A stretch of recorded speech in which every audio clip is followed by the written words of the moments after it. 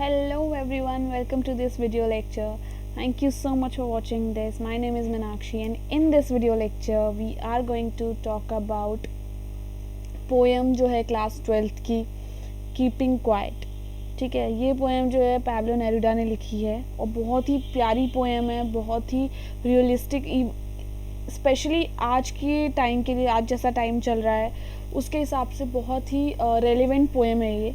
ठीक है, सो इसके बारे में आज हम पूरी डिटेल में डिस्कस करने वाले हैं. सो कोई देरी नहीं करते हैं, स्टार्ट करते हैं अपनी पोएम को. ठीक है, सो पैब्लो लिखते हैं, now we will count to 12 and we will all keep still. Basically वो बोल रहे हैं कि मैं 12 तक काउंट करूँगा और हम सब ने क्या हो जाना है, एकदम स्टिल हो जाना है. नाउ जो यहाँ पे इन्होंने 12 मेंशन किया है, इन्होंने ये 12 जो है बहुत ही सब्जेक्टिव छोड़ दिया है. ठीक है ना, वो 12 आपके लिए इन्होंने बेसिकली बस एक टाइम मेंशन किया. अब वो 12 मिनट हो सकते हैं, 12 आवर्स हो सकते हैं, 12 ईयर्स हो सकते हैं, कुछ भी हो सकता है.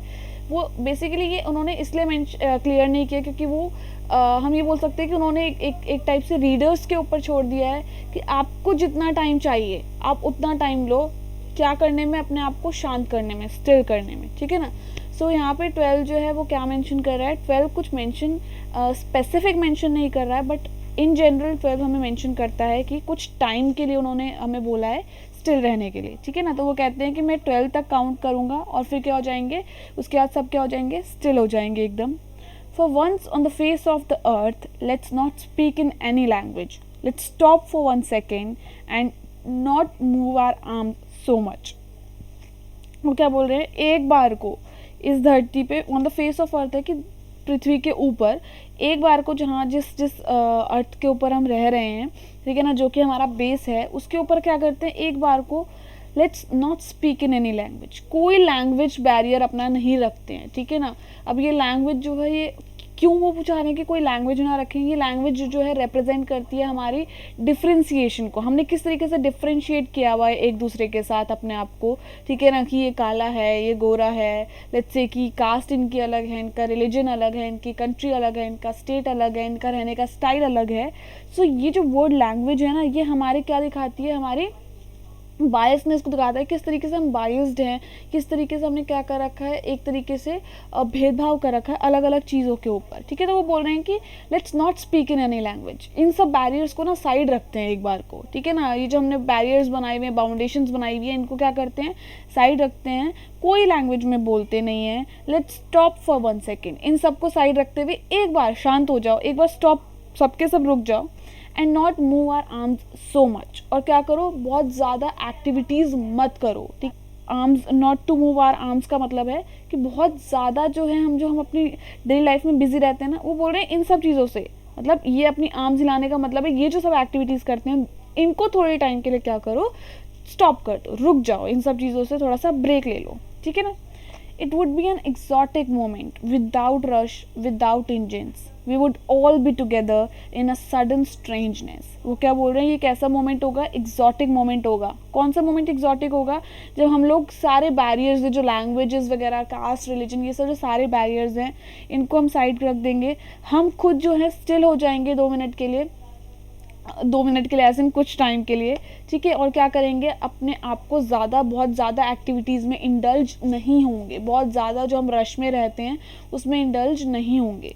जब हम ऐसा कर रहे होंगे ना, वो मोमेंट बहुत एक्जॉटिक होगा. क्योंकि वो मोमेंट कैसा होगा, एक्जॉटिक का मतलब होता है कुछ अलग, कुछ यूनिक, या फिर ऐसा जो बहुत यूजुअल ना हो, जो चीज़ ऐसा ना हो कि मतलब डेली होती रहती है. ठीक है, तो वो बोल रहे हैं कि ऐसा जो मोमेंट, एक्जॉटिक मोमेंट जो होगा ना, वो क्यों एक्जॉटिक होगा, क्योंकि वो जो होगा ना, इंट्रोस्पेक्शन का मोमेंट होगा. जब हम कुछ नहीं करते तो हम क्या करेंगे, अपने बारे में, अपनी कमियों के बारे में, अपनी मिस्टेक्स के बारे में, या फिर जो हमारा पर्पस है लाइफ का, जो हमारा पर्पस होना चाहिए, उससे मैच करके हम देखेंगे. ठीक है ना, इसलिए वो एक्जॉटिक मोमेंट होगा, क्योंकि वो सेल्फ रियलाइजेशन का मोमेंट होगा, वो इंट्रोस्पेक्शन का मोमेंट होगा, वो हमारे ब्रदरहुड का मोमेंट होगा, या फिर उस पर्टिकुलर मोमेंट में जो है हम नेचर को, अपने लव को, अपनी फीलिंग्स को क्या कर पाएंगे, समझ पाएंगे. विदाउट रश, विदाउट इंजन्स, कोई भी रश, कुछ भी भागम दौड़ी नहीं होगी, कोई भी इंजन्स यहाँ पे मेंशन करती है, जैसे मशीन्स होती हैं. ठीक ठीक है ना। मशीन्स जो है बिना सोचे समझे बस चलती रहती हैं। तो ये बोल रहे हैं कि इस टाइम पे कोई रश नहीं होगा, कोई इंजन, कोई भागा दौड़ी नहीं हो रही होगी, कोई मशीन्स नहीं चल रही होंगी। We would all be together in a sudden strangeness, और हम सब कैसे होंगे, टुगेदर होंगे, एक साथ होंगे, इक्वल होंगे। क्यों इक्वल होंगे, जब कोई कुछ कर ही नहीं रहा, हमने सारे बैरियर्स हटा दिए, ठीक है ना। हमने ये जो लैंग्वेज का बैरियर हमने यहाँ पे मेंशन किया था, वो सारे बैरियर्स हटा दिए, हम खुद भी शांत हो गए हैं, स्टिलनेस में है, एग्जॉटिक मोमेंट है सबके लिए, तो सब इक्वल है ना। जब सब कोई भी कुछ कर ही नहीं रहा है और सबकी एक्टिविटीज़ जो है यहाँ पे सेम है, स्टिलनेस वाली एक्टिविटी है, तो सब क्या है, हम टुगेदर हैं इन अ सडन स्ट्रेंजनेस। इस अनयूजुअल मोमेंट पे हम क्या होंगे, एक साथ होंगे, ठीक है ना, एक दूसरे के साथ होंगे। Fisherman in the cold sea would not harm whales. यहाँ पे फिशरमैन जो है, ये वर्ड जो है किसको रिप्रेजेंट कर रहा है, ये वर्ड रिप्रेजेंट कर रहा है उन लोगों को जो पावर में हैं, जिनके पास पावर होती है, जिनके अंडर लोग काम कर रहे हैं, ठीक है ना, जिनके अंदर इतनी पावर है कि वो किसी को आगे बढ़ा सकते हैं या फिर गिरा सकते हैं, ठीक है ना। और वेल्स यहाँ पे जो हैं वो लोग हैं जो उन पावरफुल लोगों के अंडर काम करते हैं, या फिर उनको उनकी बातें माननी होती हैं, उनके हिसाब से काम करना होता है, ठीक है। तो बोल रहे हैं fisherman in the cold sea would not harm whales. वो बोल रहे हैं कि जो पावरफुल लोग हैं, फिशरमैन जो है वो क्या करेंगे, कोल्ड सी में जो है किसको हार्म नहीं करेंगे, वेल्स को, उनको हार्म नहीं करेंगे जिनके पास पावर नहीं है, जो उनके अंडर काम करें। जो भी पावरफुल लोग हैं वो जो है पावरलेस लोगों से क्या नहीं करेंगे, उनको हार्म नहीं करेंगे, उनको एक्सप्लॉइट नहीं करेंगे, ठीक है। And the man gathering salt would look at his hurt hands, ठीक है ना। सो फिशरमैन और वेल्स वाला हमें लाइन समझ आ गई है। पावरफुल और जो है पावरलेस लोगों के बीच की बात आई है। हम बोल रहे हैं पावरफुल लोग और पावरलेस लोगों को क्या नहीं करेंगे, हर्ट नहीं करेंगे, हार्म नहीं करेंगे। और द मैन गैदरिंग सॉल्ट, जो सॉल्ट गैदर करते हैं, उनके क्या होते हैं खुद के, बिकॉज नमकीन पानी में नमक में हाथ देने से क्या होता है, उनके खुद के हाथ जो है बहुत ज़्यादा ज़ख्मी हो जाते हैं, ठीक है ना। ये उन लोगों को रिप्रेजेंट करता है, ये जो सॉल्ट गैदरिंग मैन है, ये उन लोगों को रिप्रेजेंट करता है जो डेली लाइफ में बहुत हार्ड वर्क करते हैं, बहुत सारी चीज़ों को जो है फिजिकल और मेंटल ट्रॉमा हम बोल सकते हैं उनसे गुजरते हैं, बहुत ज़्यादा मेहनत करते हैं, ठीक है ना। वो लोग क्या करेंगे, would look at his hurt hands, वो देखेंगे कि उनके हाथ जो हैं कितने ज़्यादा हर्ट हैं, एज इन वो देखेंगे कि इस रेस में भागने के लिए, जो रैट रेस है, इसमें भागने के लिए कितना ज़्यादा उन्होंने अपना पर्सनल लॉस कर लिया है, ठीक है। बिना सोचे समझे जो चलेंगे उनको जो है थोड़ा सा मौका मिलेगा। इस मोमेंट में जो है जो पावरफुल लोग हैं वो जो है अपने नीचे वाले लोगों को हार्म नहीं करेंगे, और जो लोग बहुत मेहनत करते रहते हैं, बस बिना सोचे समझे लगे पड़े हैं काम करने में, वो लोग क्या करेंगे, अपने आप को थोड़ा सा टाइम देंगे, और जो उनको हर्ट हैंड्स जो हैं, जो उन्होंने इतनी मेहनत की है, उसको एक बार क्या कर पाएंगे, एग्जामिन कर पाएंगे अपनी डायरेक्शन को, कि किस डायरेक्शन में वो जा रहे हैं, वो सही डायरेक्शन है भी या नहीं, ठीक है। Those who prepare green Wars with gas, Wars with fire, victory with no survivors, would put on clean clothes and walk about with their brothers in the shade doing nothing।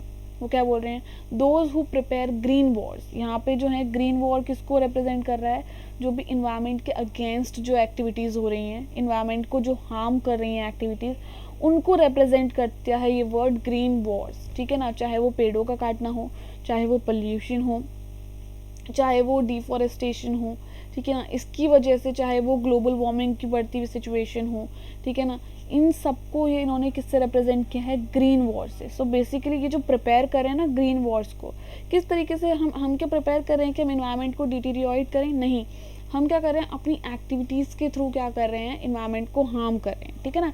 तो बोल रहे हैं ये जो आप डेवलपमेंट की बात बोलते हो ना, ये आप प्रेपरेशन है आपकी, किस चीज़ की प्रेपरेशन है आपकी, ग्रीन वॉर्स की, इन्वायरमेंट को हार्म करने की प्रेपरेशन है। सारे जंगल काट के बिल्डिंग्स खड़ी कर दोगे, डेवलपमेंट के नाम पे बिल्डिंग्स तो खड़ी कर दी है, लेकिन आपने किस चीज़ के लिए प्रिपेयर किया है खुद को, ग्रीन वॉर्स के लिए प्रिपेयर किया है, इन्वायरमेंट को आपने हार्म किया है। Wars with gas, Wars with fire, मतलब जो भी हम एक कंट्री दूसरी कंट्री के खिलाफ करती रहती हैं, ठीक है ना, मिसाइल्स, फायर, जान लेना एक दूसरे की, ठीक है ना, सोल्जर्स की आपस में लड़ाई होना। वो बोल रहे हैं कि ये जो सब कर रहे हैं ना, विक्ट्री विद नो सर्वाइवर्स, ये इनका इन सब का रिजल्ट क्या है? Victory with no survivor. मतलब जीतेंगे तो सही, लेकिन क्या जीतेंगे? कोई उस जीत की खुशी मनाने के लिए, उस जीत को सेलिब्रेट करने के लिए कोई भी प्रेजेंट नहीं होगा। ऐसी विक्ट्री होगी वो, ठीक है ना। ये जो आप हरकतें कर रहे हो, आप डेवलपमेंट के नाम पे इन्वायरमेंट को हार्म कर रहे हो, आप अपनी कंट्री को आगे बढ़ाने के लिए दूसरी कंट्रीज़ पे आप हमले करते हो, सोल्जर्स जो हैं वो सोल्जर्स को मारते हैं, एक कंट्री के दूसरी कंट्रीज़ को। ये इन सब के बाद आपको क्या मिलेगा? Victory with no survivor. ऐसी ऐसी जगह पे आप आ जाओगे जहाँ पे कोई सर्वाइव ही नहीं कर पाएगा, जहाँ पे जो जिस चीज़ को सो कॉल्ड विक्ट्री है आपकी, उसको सेलिब्रेट करने के लिए कोई बचेगा ही नहीं, ठीक है ना। तो इस मोमेंट पे क्या होगा? कौन सा मोमेंट है ये जो हम एग्जॉटिक मोमेंट हमने बोला है? इस मोमेंट पे क्या होगा? इस मोमेंट पे ये जो सारे लोग हैं ना, ये क्या करेंगे? Would put on clean clothes. क्या करेंगे ये लोग भी? कुछ नहीं। क्लीन क्लोथ्स का मतलब है कि इस टाइम पे ना ही वो वॉर के लिए प्रिपेयर कर रहे होंगे किसी तरीके की, ठीक है ना ही वो इन्वायरमेंट को नुकसान पहुंचा रहे होंगे, ना ही वो किसी को मार रहे होंगे। तो वो सब क्या करेंगे? साफ कपड़े पहन लेंगे, ठीक है ना, and walk about with their brothers in the shade. और क्या करेंगे? अपने भाइयों के साथ। भाइयों का मतलब क्या है? ह्यूमंस एज अ ह्यूमन जो है, एज अ कम्युनिटी, ह्यूमंस की जो कम्युनिटी है, उसके लिए हम बोल रहे हैं कि आपस में सभी क्या हैं? भाई हैं, ठीक है ना। तो बोल रहे हैं कि ऐसे इस मोमेंट में हम क्या करेंगे?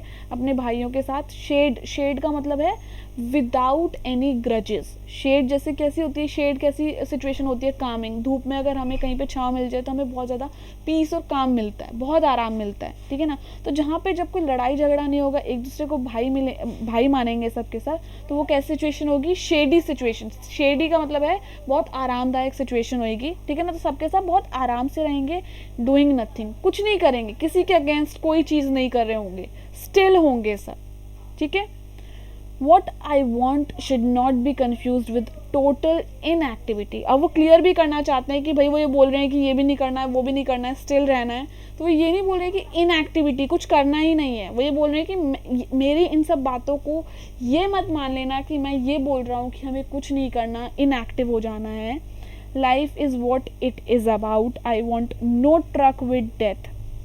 लाइफ तो चलते रहने का ही नाम है कि नहीं है? लाइफ कभी रुकती है क्या? तो वो ये बोल रहे हैं कि तो मैं ये नहीं बोल रहा हूँ कि इनएक्टिविटी करनी है, बिल्कुल रोक देना है, ठीक है ना। मैं नहीं, मतलब मैं इस चीज़ को, ये जो सारी चीज़ें मैंने बोली है, इनको मैं इससे एसोसिएट नहीं करता हूँ कि मतलब ऐसा हो जाए कि भाई सब मर चुके हैं, कोई इनएक्टिविटी, मतलब कि कोई एक्टिविटी नहीं कर रहा है, ठीक है ना। ये नहीं चाहते हैं। वो क्या चाहते हैं? वो चाहते हैं कि हम इंट्रोस्पेक्ट करें। वो ही रूटीन लगातार चले जा रहा है, उस रूटीन से ब्रेक लेने को उन्होंने बोला है स्टिल होना, ना कि इनएक्टिविटी के फेवर में बोला है उन्होंने, ठीक है। तो उन्होंने क्या बोला है कि इस चीज़ को इससे कंफ्यूज मत करना कि मैं इनएक्टिविटी बोल रहा हूँ, क्योंकि लाइफ तो चलते रहने का नाम होती है, ठीक है। If we were not so single minded about keeping our lives moving and for once could do nothing, perhaps a huge silence might interrupt this sadness of never understanding ourselves and of threatening ourselves with death। अगर हम इतने single minded ना होते ना इस regarding कि हमारी life जो है चलती रहनी चाहिए। चलती रहने का मतलब ये होता है कि आगे बढ़ना बहुत बहुत बहुत ज़रूरी है, लेकिन उसकी क्या कॉस्ट हमें पे करनी है, वो इंट्रोस्पेक्शन करना भी ज़रूरी है, ठीक है। तो ये बोलना चाहते हैं कि अगर हम इतने सिंगल माइंडेड नहीं होते आगे बढ़ने की चाहत में, ठीक है ना, तो ये सब होना ही नहीं था। ये जो ग्रीन वॉर्स, हमने गैस वॉर्स, फायर वॉर्स बोल रहे हैं हम, ठीक है ना, ये सब इतनी सारी चीज़ों ने होना ही नहीं था। And for once could do nothing. अगर हम इतने सिंगल माइंडेड ना होके कि हमें आगे बढ़ना है, और एक बार को अगर हम नथिंगनेस को अपनाते, नथिंगनेस का मतलब अगेन वही है, इंट्रोस्पेक्शन, लव, ठीक है ना, एक दूसरे के प्रति जो हमारी रिस्पॉन्सिबिलिटीज़ है एज अ ह्यूमंस। तो वो बोल रहे हैं कि अगर हम एक बार को ऐसा किया होता हमने कि हम स्टिल रहते, तो आज ये जो सिचुएशन हम फेस कर रहे हैं ये नहीं करते। Perhaps a huge silence might interrupt this sadness। अगर हम सब कुछ एकदम स्टिल कर दें, मतलब बिल्कुल साइलेंट हो जाएं, तो शायद से ये जो सैडनेस है, जो मेलनकली वाली सिचुएशन है, जहाँ पे कोई खुश तो नहीं है बट फिर भी सब करे जा रहे हैं काम, बस क्यों? क्योंकि इतने सिंगल माइंडेड है कि आगे बढ़ना है। तो बोल रहे हैं कि शायद से ये जो साइलेंस है ये क्या कर सके, इस सैडनेस को इंटरप्ट कर सके, तोड़ सके। जब आप अपने आप को इंट्रोस्पेक्शन का, सेल्फ एग्जामिनेशन का टाइम दोगे, तो शायद से आपकी जो सैडनेस है वो क्या हो सके, टूट सके, इंटरप्ट हो सके। Of never ending ourselves end of threatening ourselves with death. कैसी सैडनेस है हमारे पास? नेवर अंडरस्टैंडिंग आवरसेल्व्स, हम खुद को नहीं समझते हैं। आजकल जो हमारी मेंटल हेल्थ इश्यूज इतने ज़्यादा बढ़ रहे हैं वो उस सैडनेस की बात कर रहे हैं, ठीक है ना। तो नेवर स्टैंडिंग आवरसेल्व्स, अपने आप को ना समझ पाने वाली सैडनेस, और थ्रेटनिंग आवरसेल्व्स विद डेथ। तो ये बोल रहे हैं कि जब हमने थ्रेटनिंग, अपने आप को इतना ज़्यादा डरा लिया ना डेथ से रिलेटेड कि भाई हमें बिल्कुल सब चीज़ें अचीव करनी है, पता नहीं वरना क्या हो जाएगा, वो चीज़, वो सैडनेस को कौन इंटरप्ट करेगा? साइलेंस इंटरप्ट करेगी, इंट्रोस्पेक्शन इंटरप्ट करेगा, हमारा सेल्फ इवैल्यूएशन इंटरप्ट करेगा। वो हमारा एग्जॉटिक मोमेंट है। Perhaps the earth can teach us as when everything seems dead and later proves to be alive। और वो क्या बोल रहे हैं?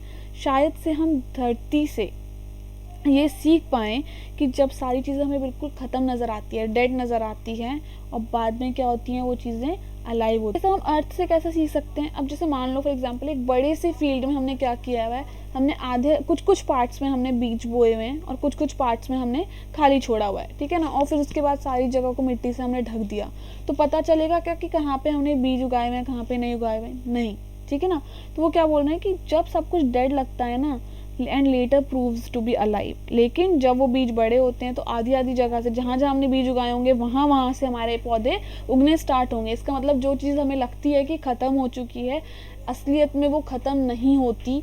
जिन चीज़ों के हमें लगता है कि इम्पोर्टेंस नहीं है, इन रियलिटी उनकी ही इम्पोर्टेंस होती है। अभी हमें लगता है कि हमें ज़्यादा सोचने का टाइम नहीं है, नहीं हमें तो पैसा कमाना है, हमें तो इन सब चीज़ों के अलावा भी जो हमारी रियलिटी है, जो हमारे इमोशंस हैं, वो बहुत ज़रूरी हैं। जो कि हम क्या सोचते हैं आज की डेट में वो डेड हो चुके हैं, लेकिन इन रियलिटी उनको अलाइव रखना, और वो अलाइव हैं, उन्हीं की वजह से हम जी रहे हैं, ये हमें माइंड में रखना है। और ये चीज़ हमें किससे सीखनी है? अर्थ से सीखनी है कि ऊपर सरफेस से ऐसा लगता है सब कुछ डेड है, लेकिन अंदर वो बीज क्या है? पौधा बनने की तैयारी कर रहा होता है, ठीक है ना।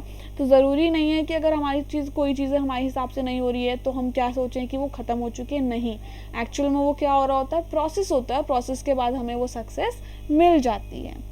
Now I'll count up to 12 and you keep quiet and I will go। वो क्या बोल रहे हैं? अब मैं 12 तक फिर से काउंट करूँगा, you keep quiet, आप सोचते रहो, इंट्रोस्पेक्ट करते रहो, और मैं यहाँ से चला। ऐसा तो नहीं है हर वक्त हमें कोई बताने के लिए होगा कि आपको ऐसा करना चाहिए, ऐसा नहीं करना चाहिए, हम सबको खुद से करना है। तो वो बोल रहे हैं कि अब मैं जा रहा हूँ, ठीक है, और आप क्या करना है? आप टाइम टू टाइम अपने आप को स्टिल रख के इंट्रोस्पेक्शन करते रहना, ठीक है।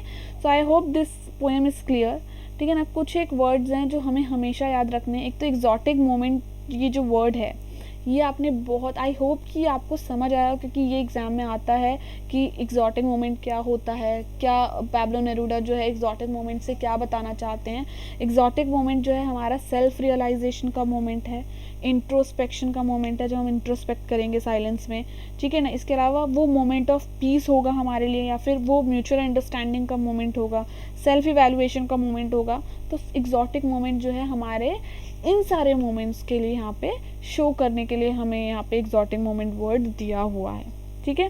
So I hope this is clear. Subscribe करना है चैनल पे, ताकि जब भी नेक्स्ट लेक्चर आए तो आप एकदम से उसको नोटिफिकेशन पा के उसकी नोट्स बनाना स्टार्ट कर दें।